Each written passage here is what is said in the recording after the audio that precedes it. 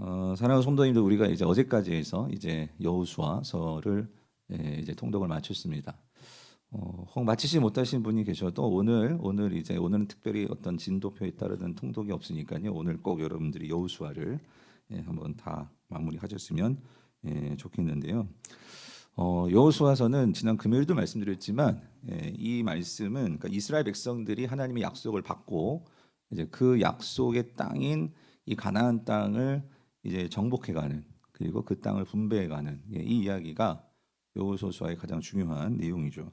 그래서 이 땅을 정복하는 이야기다 보니까 여호수아서에서 빠질 수 없는 게 전쟁 이야기입니다.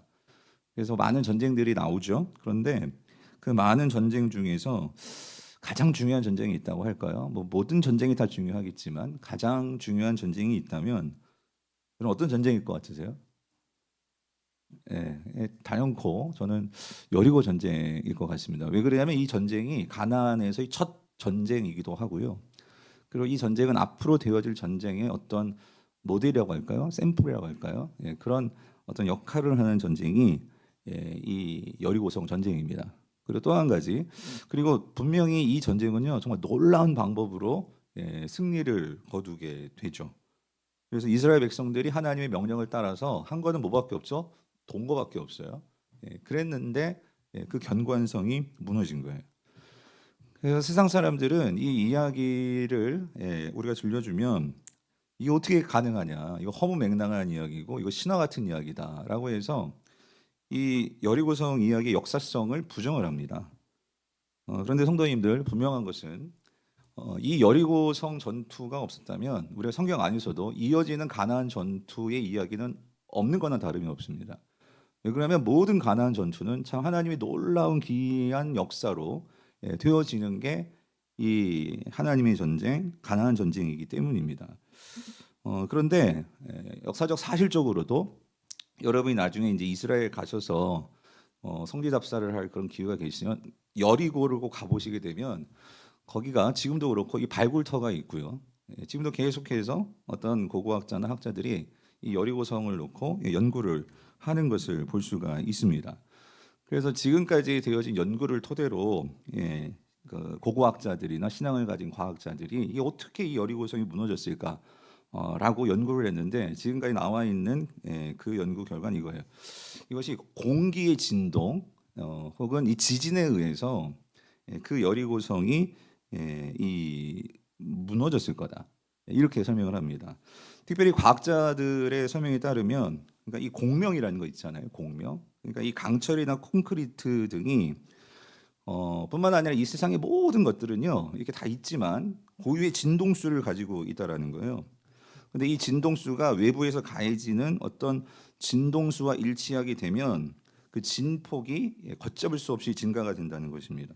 이걸 공명이라고 하는데, 그러니까 이 공명이 계속 반복이 되면 아무리 강한 물체라도 그것이 파괴될 수 있다라는 거예요. 그래서 아마도 이 여리고성이 그 견고한 성이 어떻게 무너질 수 있었을까 단번에.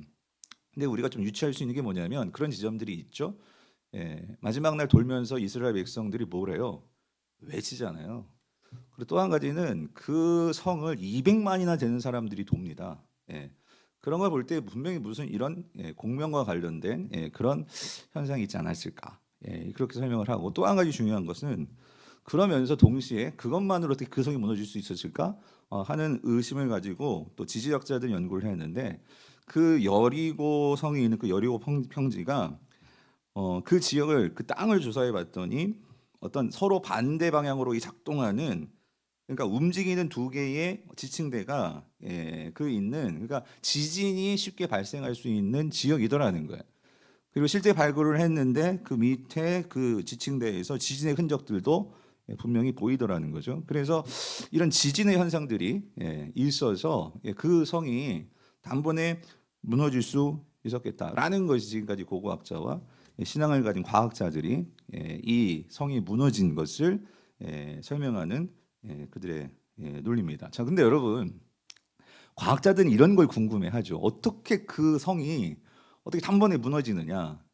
그런데 오늘 우리가 가진 이 여호수아서 6장 말씀은요, 본문의 의도는요, 그러니까 여리고성이 뭐 진동으로 무너졌느냐, 아니면 지진으로 무너졌느냐, 그러니까 어떻게 여리고성이 무너졌느냐, 성이 무너진 것 그 자체에 대해서 오늘 본문은 별로 관심을 갖지 않습니다. 예. 그러면 오늘 본문이 정말 관심을 갖는 것은 뭐냐면 성경은요 무엇에 관심을 갖느냐? 이스라엘 백성들이 무엇을 했느냐예요. 예. 성이 무너짐에 있어서 이스라엘 백성들이 하나님의 말씀을 듣고 그들이 어떤 반응을 했느냐. 그래서 여러분들이 성경을 읽으면 알겠지만 계속 반복되는 게 뭐냐면요. 이스라엘 백성들이 뭘 했는지 하나님께서 뭘 하라고 하셨고 그리고 그들이 그 말씀을 따라 어떻게 했고 이게 오늘 본문의 관심이라는 거예요. 그래서 여러분들 20절에 보시면 아시겠지만 여리고성이 무너졌다는 것은요. 그냥 여리고성이 무너졌다. 요 한 문장이에요. 그냥. 예. 그러면 여러분 우리가 분명히 알 수 있는 것은요. 성경은 과학책이 아니기 때문에 성경이 우리에게 정말로 주시고자 하는 것은 그러니까 이 여리고 전쟁에서 승리할 수 있는 것은 무엇이었느냐 그랬을 때에 그러니까 이 이스라엘 백성들이 그 하나님과의 관계에서 어떤 반응을 보였느냐 무엇을 했느냐 이게 중요하다는 거죠. 여러분들 이 지도를 한번 보시면은요 이제 여리고가 어딨냐면 여러분 이 여리고는요 그 이제 이스라엘 백성들이 가나안으로 들어가는데 우리가 신명기에서 이스라엘 백성들이 어디에 있었죠? 모압 평지에 있었잖아요. 그래서 모압은 이쪽입니다. 여기 이쪽 느보산을 끼고 이쪽이 이제 모압 평지인데 그래서 이 모세가 여러분 신명기 마지막 장 기억하시죠? 어디서 죽어요? 느보산에서 이 여리고를 비롯한 이 가나안 여기 여리고는 평지입니다. 그래서 이 여리고를 바라보면서 이 모세는 죽죠. 그래서 느보산에서 모세가 죽고 이스라엘 백성들이 이 요단강을 건너서 처음으로 들어간 곳이 이제 여리고가 아니었고 요단강을 건너서 이들이 어디에 이제 머물게 되면 길갈입니다. 길갈. 그죠? 그래서 여러분들 여호수아 5장에서 길갈에서 이제 가나안 땅에 들어와서 이제 처음 가나안 땅에서 유월절을 보내고 그런데 유월절을 보내기 전에 이들이 먼저 행하는 게 있었어요. 뭘 행하죠? 할례를 행합니다. 기억하시죠? 그래서 할례를 행하고 유월절을 행하고 그리고 나서 이제 이 길갈에서 어디를 가냐? 길갈 밑이 여리고입니다. 여리고는요. 여기가 여리고인데 보시면 아시겠지만 이게 가나안 땅인데 이 가나안 땅의 가장 중심부가 어디냐? 어디예요? 여리고라는 거예요. 여리고. 그래서 이제 이 가나안 땅을 정복함에 있어서 그 정복의 순서를 보면 먼저 이 헐이라고 할 수 있는 중심에 있는 여리고를 치고 그다음에 남쪽을 치고 그리고 나서 이제 북쪽으로 올라가는 이게 이제 가나안 전쟁의 루트라는 거죠. 근데 여러분 이 여리고가요. 자, 어떤 성이냐? 여러분 그 다음 사진을 보시면은요. 이게 이제 그 이제 고고학자들과 이 이제 학자들이 이제 그 고대 그때 연구 토대로 이제 그 그림 모형을 여리고 성 그 당시 여리고 여호수아 6장에 나오는 그 성을 이제 이렇게 재현해 놓은 거죠. 그려 놓은 거지만 자 보시면 알겠지만 이 여리고 성은요. 가나안 땅에 세워진 성들 중에 가장 견고한 성이었습니다. 왜 그러냐면 이 성의 특징은 보통 성은요 성벽이 하나로 되어 있거든요. 이렇게 하나로만 되어 있는데 이 여리고 성은 성벽이 특이하게도 두 개의 하나 그러니까 내성과 그러니까 외성과 이 내성으로 두 개로 성이 되어 있다는 거예요. 그래서 적들이 성을 하나 넘어오더라도 또 뭘 만나게 돼요? 또 하나의 성을 만나게 되는 거예요. 그러니까 이 성을 정복한다는 것은 이게 결코 쉽지 않은 일이라는 거죠. 자, 근데 자 보세요. 이스라엘 백성들은요 지금까지 그러니까 가나안 40년, 그러니까 가나안 땅에 들어오기 전에 광야 40년 세월을 살고 거의 유목민 세월을 하다가 이제 가나안 땅에 들어와서 전쟁을 치르는 거예요. 그래서 물론 이제 이 유목민을 생활을 하면서 이제 어떤 평야나 이런 곳에서는 전쟁을 이제 적들을 맞닥뜨려서 싸웠지만 어떤 한 도시를 한 성을 정복하고 성을 대상으로 그것도 이 강력한 이 이중겹으로 되어 있는 성을 대상으로 싸우는 이스라엘은요 싸워본 경험이 전혀 없단 말이에요. 그런 전쟁을 지금 이스라엘이 치러야 하는 거죠. 성도님들, 과연 이런 전쟁을 만약에 상식적으로 군사적으로 군사력을 놓고 경험을 놓고 볼 때 전투 경험을 놓고 볼 때 과연 이 성을 이스라엘 백성들이 과연 정복할 수 있을까요? 우리가 물리적으로나 경험적으로 보면은요, 그러니까 이거는 전혀 어떤 전쟁의 승산이 보이지 않는 그런 전쟁이라는 거예요. 근데 중요한 건 이거예요. 이 전쟁을 누가 명령하시느냐? 누가 명령하세요? 하나님이 명령하신다는 거예요. 하나님께서 이 여리고성을 그러니까 첫 번째 전쟁을 하는데 그냥 쉽게 이제 처음부터 이렇게 여러분 잘 보셨잖아요. 아이성 같은 성은 작은 성이었거든요. 그럼 작은 성부터 시작하는 게 아니라 가장 가나안에서 큰 성을 상대로 그렇게 전쟁을 시작한단 말이죠. 그럼 하나님께서는 그럼 왜 이러한 우리가 보더라도 불가능할 것 같은 이 일을 왜 시키시냐는 거예요. 그러니까 왜 하나님은 이스라엘 백성들에게 첫 가나안 상대로 이러한 강력한 상대를 만나서 싸우게 하시냐는 거죠. 왜 그러는 것일까요? 여러분 그것은요. 하나님은 이제 처음부터 이스라엘 백성들에게 가나안 전쟁이 어떤 전쟁인지를 가르쳐 주시기 위한 거예요. 즉 가나안 전쟁은 이스라엘이 싸우는 게 아니라 누가 싸우는 전쟁일까요? 하나님이 싸우시는 전쟁이라는 거예요. 가나안 전쟁은 인간의 군사력과 인간의 전략으로 싸우는 전쟁이 아니라 하나님의 말씀으로 싸우는 전쟁이 가나안 전쟁인 것은 하나님은 처음부터 이것을 이스라엘 백성들에게 가르쳐 주신다는 거예요. 제가 그런 생각을 해봤어요, 여러분. 만약에 이스라엘 백성들이 이러한 가나안 전쟁이 어떤 성을 공략하는 전쟁이 아니라 그냥 어떤 작은 마을이나 부족이나 그냥 평야에서 대적을 만나서 싸우는 전쟁이었다면 여러분 이런 전쟁의 경험은 이스라엘에 있었을까 없었을까요? 있었죠. 왜냐하면 요단 동편에서 아모리 족속 시온과 바산 왕국을 만나서 에드레이에서 그렇고 여러 지역에서 싸워서 이겼거든요. 그러니까 만약에 이들이 가나안 땅 요단강 건너서 이런 전쟁의 형태를 했다면 그들은 충분히 어떻게 했을까요? 어떤 면에서 우리가 해볼 수 있어. 우리가 경험이 있고 또 우리가 그런 싸워봤던 어떤 전술이 있으니까 그렇게 해보자는 방법으로 우리가 해보자는 방법으로 아마 그들은 전쟁을 치렀을 거예요. 근데 하나님은 처음부터 그거를 어떻게 하는 거예요? 못하게 하시는 거죠. 아예 그 생각을 하지 못하게 하시는 거예요. 왜요? 이거는 지금까지 해봤던 전쟁하고는 차원이 다른 전쟁이라는 거예요. 그러므로 성도님들, 이 여리고성을 정복을 하려면, 이 여리고성을 상대로 싸우려면 그럼 어떻게 하는 수밖에 없을까요? 이스라엘 백성으로서는 그러니까 하나님을 의지할 수밖에 없는 거예요. 하나님을 의지해야지만 이길 수 있는 거죠. 왜? 다른 방법이 없는 거예요. 하나님은 그렇게 이스라엘 백성들을 몰아가시더라는 거예요. 그래서 성도님들, 우리가 이런 관점에서 오늘 본문을 보면은요, 어쩌면 우리의 삶에서도요, 참 우리도 이런 여리고성과 같은 내가 진짜 맞닥뜨리기에는 너무나 힘든, 그래서 정말 피하고 싶고 도망가고 싶고 이런 여리고성이 우리에게 나타날 때가 있죠. 그래서 우리 성도님들을 보면 어떤 성도님들 중에는 지금 이런 질병에 그런 여리고성을 만난 분들도 있고, 또 어떤 분들은 정말 감당할 수 없는 이런 경제적인 그런 문제에 여리고성을 만난 분들도 있고, 또 어떤 분들은 자녀 때문에 그 여리고성이 항상 가시가 되고 힘들게 하는 그런 여리고성이 있고, 또 타인의 관계가 어려워서 항상 삶이 막혀 있는 것 같은 그런 분들도 있고, 우리 청년들을 보면 견고하게 닫혀 있는 이 취업의 문이 우리 청년들의 또 여리고성일 수 있고, 그러니까 모두가 다 우리가 살다 보면 이런 여리고성을 만날 때가 있더라는 거예요. 근데 여러분, 우리가 오늘 다시 여리고성을 6장에 나오는 이 여리고성의 본문을 다시 한번 천천히 보면 우리가 한 가지 가질 수 있는 분명한 성도의 소망은 이겁니다. 우리의 삶에서 여리고성이 찾아올 때, 이스라엘 백성들에게 가나안 땅에 들어왔는데 그 가나안 땅에 처음으로 만난 것이 이 견고한 여리고성일 때, 여러분 그 여리고성은요 기회라는 거예요. 어떤 기회죠? 지금까지 경험해 보지 못했던 하나님의 인도하심을 경험할 수 있는 기회라는 사실입니다. 여러분 오늘 보면서 우리가 그거를 붙들어야 됩니다. 하나님께서 우리의 삶에서 내가 정말 하나님이 아니고서는 살 수 없는 그런 하나님을 경험하도록, 그러므로 지금까지와는 완전히 다른 방식으로 우리가 살 수밖에 없도록 하나님께서 그렇게 우리를 인도하시고 가르쳐 주시는 것이 바로 여리고성이라는 거예요. 그러므로 우리는 그 기회를 잡아야 한다는 거죠. 여리고성을 만났을 때 우리는 그 어느 때보다도 하나님의 약속의 말씀에 집중해야 된다는 거죠.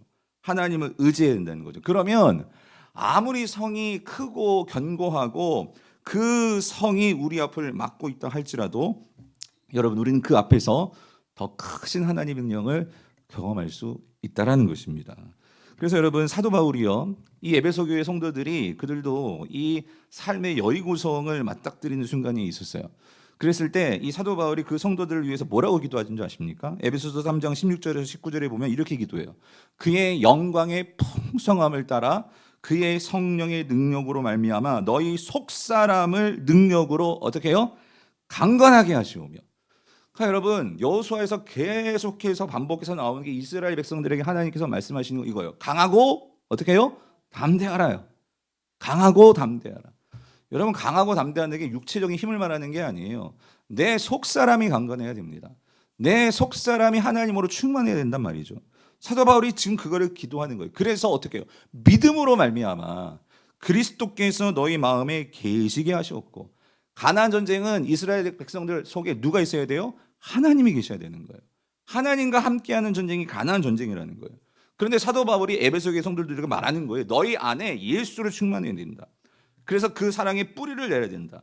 터가 굳어야 된다. 그럴 때 능히 모든 성도들과 함께 지식에 넘치는 그리스도의 사랑을 너희들이 알아서 그 너비와 길이와 높이와 깊이가 어떠함을 깨달아. 무슨 말이죠? 아무리 여리고성이 높고 아무리 여리성이 넓고 깊다 할지라도 그 하나님의 사랑, 그리스도의 사랑이 훨씬 더 크다는 거예요.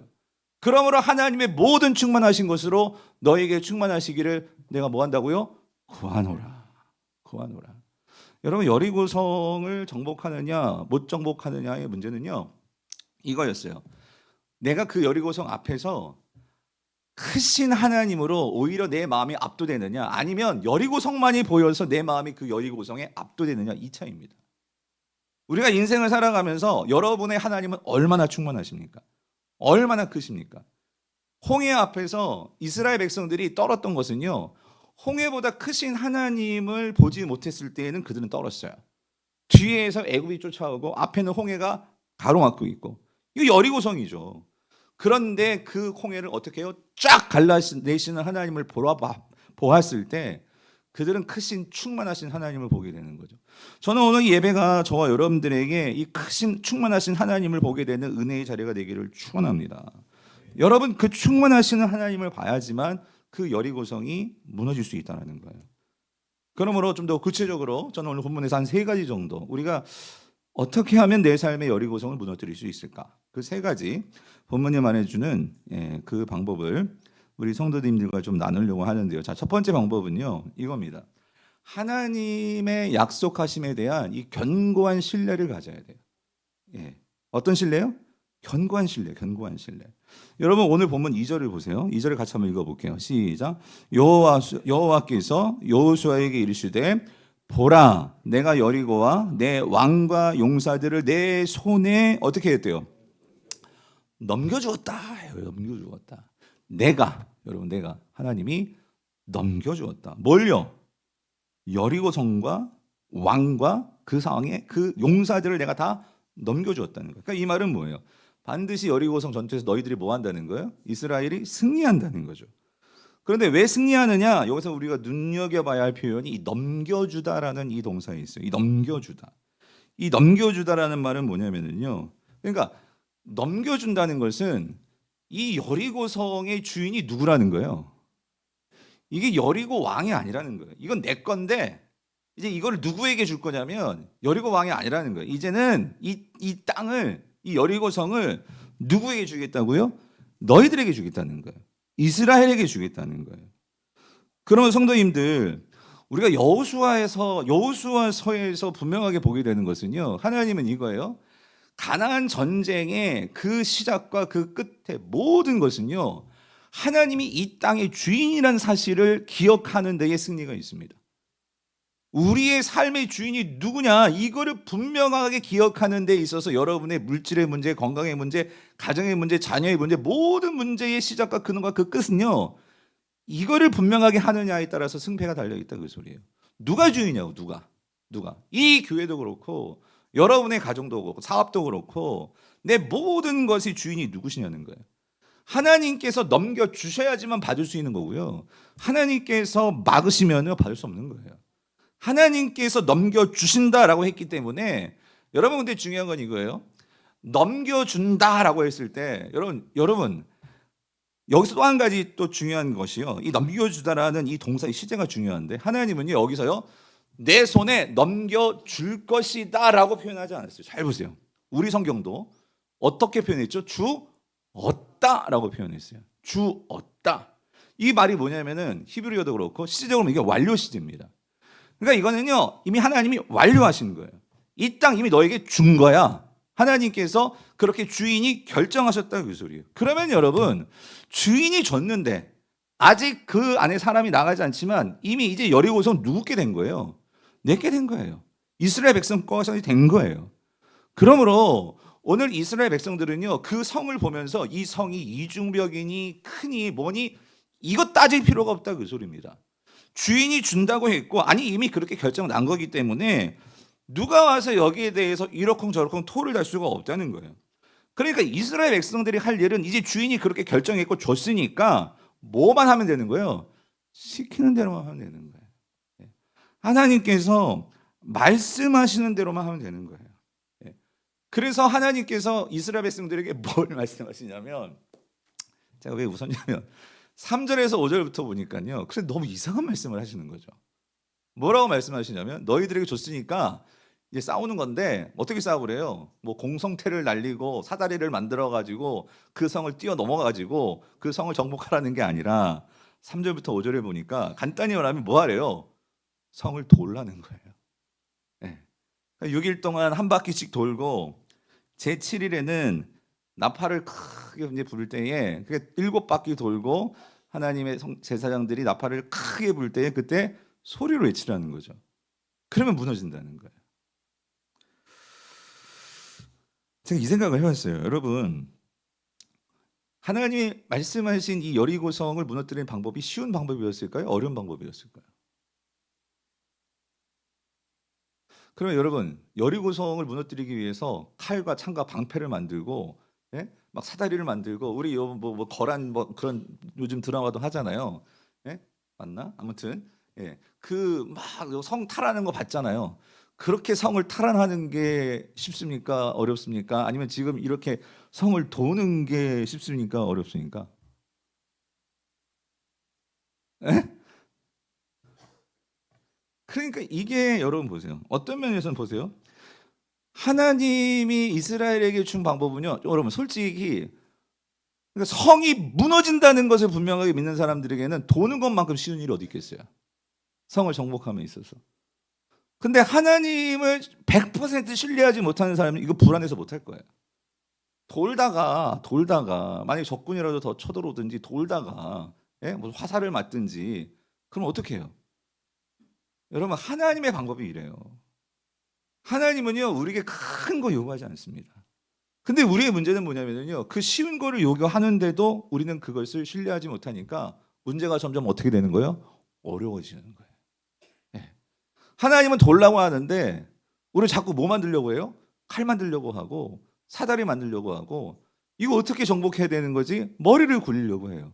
근데 하나님은 뭐라고 말씀하시냐면요 이스라엘 백성들이 한 거는요 오늘 본문에 나오지만 이스라엘 백성들과 하나님 뭐라고 하시면 돌고 집에 들어와서 뭐 하래요?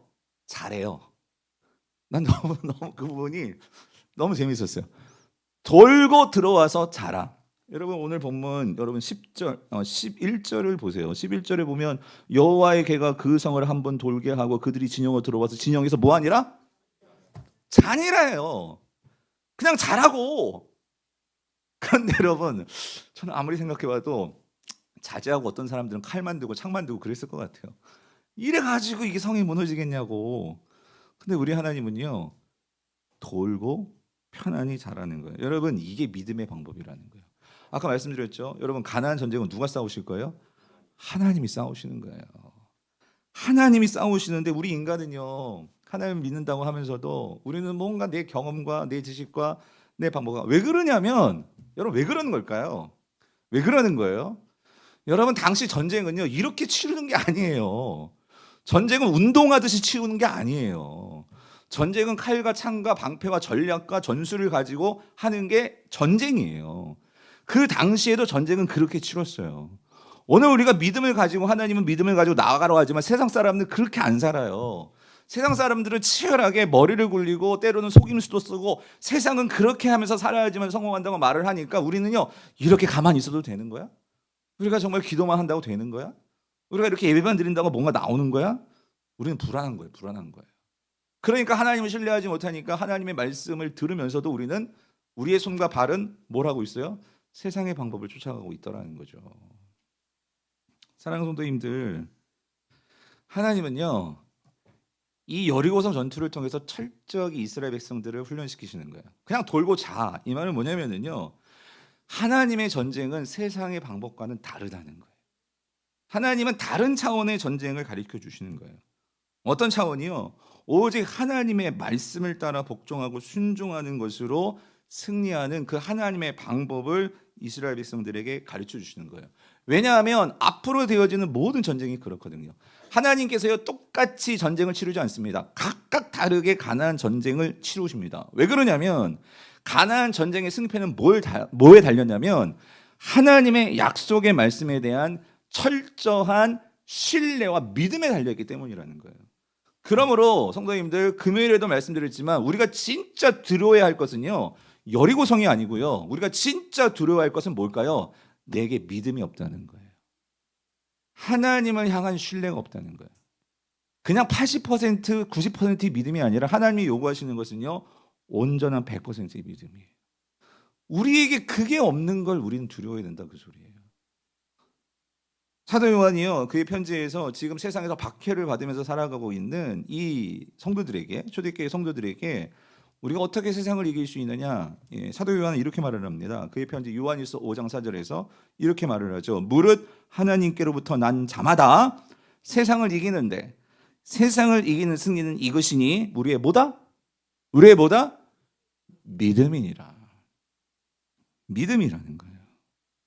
그러면 성도님들, 여리고성을 무너뜨리는 것은요 우리의 전략, 우리의 지혜, 우리의 능력으로 결코 못 무너뜨려요. 그럼 뭐로 무너뜨리느냐? 그것은 하나님께서 이 땅 주신다고 했잖아요.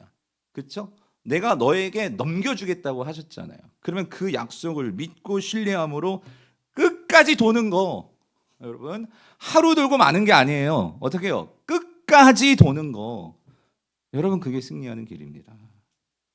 그러면 여러분 우리에게 필요한 것은 믿음입니다. 여러분 이 믿음을 가지시기를 축원합니다.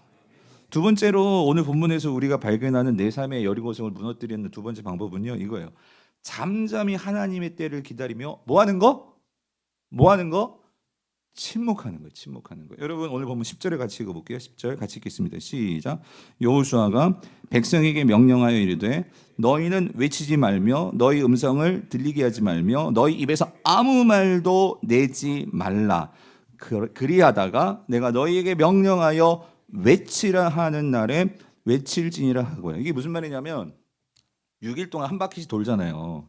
근데 여러분 이게 오늘 본문에는요 이게 남자만 돌았는지 여자만 돌았는지 뭐 애들만 돌았는지 군사들만 돌았는지 본문에 나오지 않는데, 근데 한 가지 저는 단서를요, 하나님께서 3절에 너희 모든 군사라고 했죠. 그랬을 때 이 군사라는 표현이 출애굽기에서는요 이스라엘 백성들 모두를 하나님의 군대라고 표현을 합니다. 그래서 학자들에 따라서 이 군사를 어떤 특별하게 뽑혀진 군사로 보기도 하지만 또 어떤 해석에서는 이 군사는요 이스라엘 모든, 그러니까 애나 어린을 할 것 없이 모든 사람들을 말하는 것을 해석하기도 해요. 저는 후자가 맞다고 봐요. 왜 그러냐면 하나님께서 여리고성을 첫 전투에서는요 이건 모든 이스라엘 백성들을 이건 가르침이 필요한 거예요. 앞으로 가나안 땅을 정복함에 있어서. 그래서 여리고성 전투는 좀 특별해요. 하나님께서 그 전쟁을 치르면 그 전쟁의 수확물을 때로는 이스라엘 백성들이 갖게도 하십니다. 그렇죠? 그런데 여리고성 전투만큼은 하나님께서 그 전쟁의 모든 수확물을 어떻게 하래요? 하나도 갖지 말고 하나님께 바치거나 모든 걸 다 불태워야 돼요. 그 이스라엘 백성들이 소유할 수가 없어요. 그런 면에서 하나님은 철저하게 이 여리고성 전투는요, 그러니까 이때의 애들까지 다 포함하면요 거의 한 200만의 이 인구입니다. 그러니까 200만이라는 데는 그 이스라엘 전체가 그 여리고성을 도는 거예요. 예. 그러니까 돈이 잘 한번 생각해 보세요. 6일 동안 그 엄청난 이 많은 200만의 사람들이 그걸 도는 거예요. 돈이 6일 동안 이제 한 바퀴 돌고 7일 때 이제 7바퀴를 도는 건데, 하나님께서 뭘 명령하시냐면, 근데 도는데 너희들 뭐 하라고요? 6일 동안 뭐 하라고요? 아무 말도 하지 마라. 입을 닫아야 돼. 그리고 7일 때도 7바퀴 돌고 하나님께서 외치라 명령할 때 그제서야 뭘 하는 거예요? 외치는 거예요. 말을 하는 거예요. 하나님께서 왜 이 명령을 주셨을까요? 여리고성이 무너지는데 왜 침묵하라고 하시는 걸까요, 여러분? 왜 그랬을 것 같으세요? 저는 알 것 같아요. 왜 그러냐면 여러분 한번 생각해 보세요. 200만이라는 사람들이 돌아요. 뭐 어쨌든 하나님께서 돌면 무너지게 하셨대 여호수아가 말했겠죠. 그러니까 첫날은 다 돌았을 거예요. 근데 두 번째 날도 돌았어요. 세 번째 날도 돌았죠. 근데 성이 어때요? 무너지기는커녕 그대로예요. 넷째 날도 돌았어요. 그러니까 슬슬 어떤 말들이 나올까요? 사람들 중에 돈다고 무너져? 내가 돌겠다. 돈다고 무너지냐고요. 그러면서 점점 그들의 마음속에 어떤 마음이 들었을까요? 우리가 돌아서 될 일이야? 우리가 정말 이 여리고성을 무너뜨리려면 뭔가 이 전쟁 준비를 해야 되는 거 아니야? 하면서 만약에 침묵 명령이 없었다면 여기저기서 뭐가 나왔을까요? 원망과 불평과 내 생각에는 이렇게 해야 하는데 여러 오만 가지 소리들이 나오지 않았을까요? 근데 하나님은 이걸 처음부터 뭐하게 하시는 거예요? 못하게 하시는 거예요. 철저하게 하나님은 이 모든 일에 있어서 너희들이 기이한 하나님의 일을 경험하려면 첫 번째는요, 너희들이 뭐 닫아야 돼요? 입 닫아야 돼요. 너희들이 침묵해야 된다는 거예요. 그리고 6일 동안 끊이지 않고 울려 퍼지는 것은요, 양각 나팔 소리였어요. 양각 나팔 소리만 제사장들이 뿌 하고 소리를 냅니다. 그러면 그 소리를 듣고 이스라엘 백성들은 입 닫고 조용히 입 닫고 침묵하면서 그 성을 도는 거예요. 무슨 생각을 했을까요?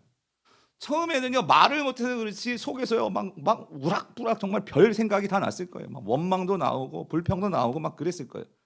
근데 하나님께서 어떻게 해요? 이 여리고성이 무너지려면 너희들이 뭐 해야 돼? 침묵해야 돼. 근데 오늘 본문에서 참 놀라운 것은요, 여리고성이 무너졌다는 것은 이들이 뭐 했다는 거예요? 침묵했다는 거예요. 침묵했을 때 이 여리고성이 무너졌다는 거예요. 사랑하는 성도님들, 왜 하나님께서 이제 가나안 땅에 들어온 이 광야 2세대들에게 왜 이 침묵 명령을 하셨을까? 하나님은요 너무나 잘 아세요. 하나님은요 가슴 아픈 과거가 있어요. 뭐냐면 그 사랑하는 광야 1세대들이 결국 40년 광야 생활을 하면서 그들이 죽게 된 그 이유는요, 그들이 뭐 했기 때문이죠? 원망과 불평으로 가득했던 그들의 삶이 그 부모들의 세대였기 때문에 하나님은 이 광야 2세대들이 그러한 원망과 불평으로 이 하나님의 놀라운 일들을 잃어버리는 일들을 보게 될까 봐 하나님은 그게 들어오신 거죠.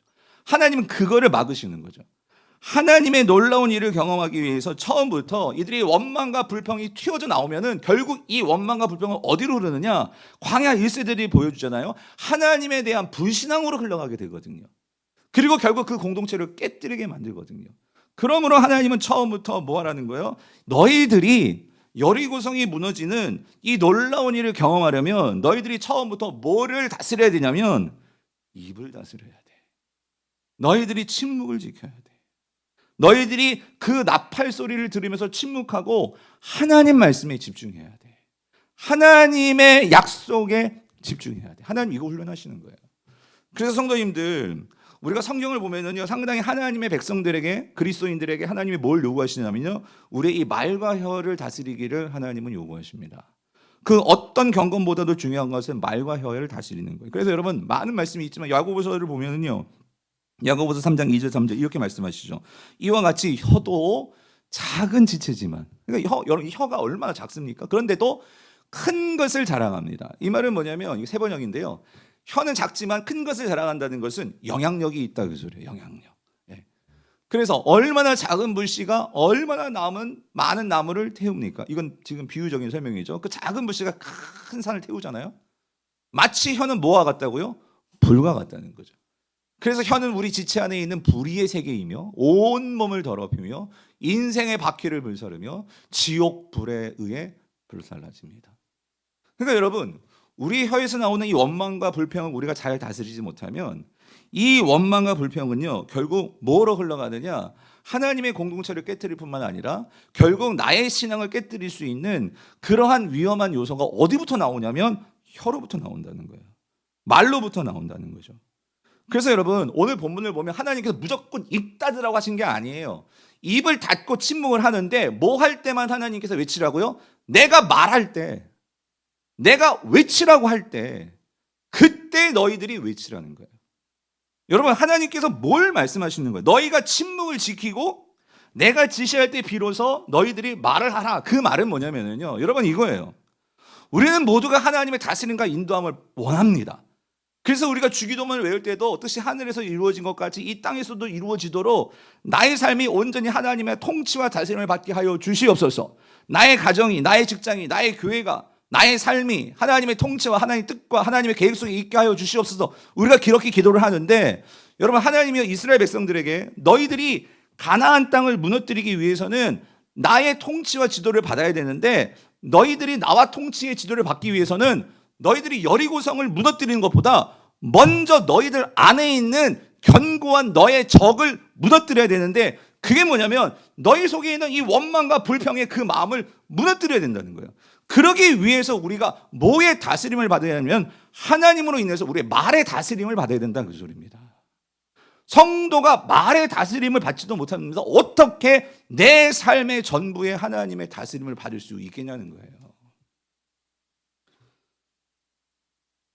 성도님들, 그래서 우리는 정말 나를 돌아봐야 돼요. 여러분이 하나님의 다스림과 통치를 받기를 원하신다면 내 말의 습관이, 내가 교회 안에서, 가정 안에서, 순모임 안에서, 회사에서, 학교에서 사람들을 만날 때 내 입이 툭툭 내뱉는 말이 부정적이고 원망하고 불평하고 남을 조롱하고 비하하고 이런 말들이 많은지, 부정적인 말들이 많은지, 아니면 어떻게 해서든지 그런 말들이 나오려고 할 때는 침묵하고 내 입을 통해서 하나님의 영광과 하나님의 마음과 하나님의 사랑과 축복과 격려와 사랑과 이런 말들을 더 많이 내뱉으려고 내가 하는지, 우리는 이 훈련이 있어야 된다는 그 소리입니다. 하나님께서는요, 이 여리고성이 무너지는 것도 중요하지만 그것보다도 지금 하나님은 무슨 훈련을 하냐면 이스라엘 백성들이 정말 하나님의 다스림을 받는다는 것이 무엇인지, 여러분, 이거예요. 그 놀라운 하나님의 기이한 이 여리고성을 무너뜨리는 것을 보기 전에 내가 지금 침묵의 지금 훈련을 받는 것은요, 지금 이스라엘 백성들이 뭐의 다스림을 받고 있는 거죠? 하나님의 다스림을 받고 있는 거예요. 내 말조차도 하나님의 다스림을 받고 있지 못하는데 어떻게 하나님의 다스림을 통해 여리고성이 무너질 수 있겠습니까? 오늘 성경이 말하고 있는 핵심은 그거예요. 여러분, 이제 이번 주부터 순모임이 개강이 되는데 참 저는 우리 교회 순모임을 참 자랑합니다. 그런데도 간혹 이렇게 가슴 아픈 얘기가 이렇게 들려올 때가 있는데, 여러분, 이거예요. 순모임을 모이다 보니까 여러 이야기 할 수 있는데, 그러니까 당연히 교회를 사랑하시는 분들이 모이니까 교회 이야기들이 나오겠죠. 어떤 집사님, 권사님, 장로님에 대한 얘기가 나올 수도 있겠죠. 그런데 이러쿵 저러쿵 이렇게 누구 집사님, 누구 권사님, 담임 목사 이게 얘기하다 보면, 근데 문제는 뭐냐면 이게 원망과 불평으로 흘러가는 순간이 있다 그 소리예요. 인간이기 때문에 원망 불평이 왜 없겠어요. 문제없는 교회가 어디 있고 문제없는 담임 목사가 어디 있겠어요. 근데 여러분, 우리가 조심해야 될 건 뭐냐면 오늘 본문에서요, 여러분, 하나님도 모르셨을까? 아셨으니까 지금 무슨 명령을 내리셨어요? 이 백성들이 분명히 돌다가 원망 불평할 거 하나님 모르셨을까요? 누구보다도 잘 아셨을 거예요. 그러니까 하나님께서 뭐라고 말씀하시냐면 침묵하라. 이거 훈련하시는 거예요. 성도님들, 우리가요, 순모임에서든지 정말 여러분의 삶에서든지 여러분, 우리가 이 훈련하셔야 돼요. 내 안에서 원망 불평이 튀어나오려고 할 때 우리가 그것을 끊고 침묵할 수 있는 그 훈련을 하셔야 된다는 거예요. 왜 그러냐면 그게 있어야지만 우리의 삶에서 뭐를 경험하냐면 여리고성이 무너집니다. 여러분, 하나님 안에서 원망과 불평으로 우리 이 말의 훈련이, 이 침묵의 훈련이 없으면은요, 여러분, 내 삶에 여리고가 무너지는 게 아니라 뭐가 무너지냐면요, 교회가 무너지고 공동체가 무너지고 가정이 무너지고, 여러분, 이 나라도 원망 불평으로 그렇게 흘러가다 보니까 나라가 두쪽나고 여러분 그렇게 되는 거예요.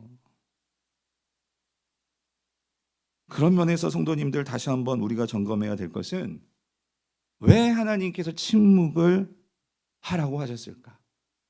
여러분, 우리 성도들이요, 참 우리가 사실 이 천주교 쪽이나 이런 우리가 기독교 전통을 정말 중요하시는 쪽에서는 어떤 것보다 이 침묵 훈련을 많이 해요. 그러니까 수도원 영상이라는 것은 그냥 침묵하는 거예요, 침묵.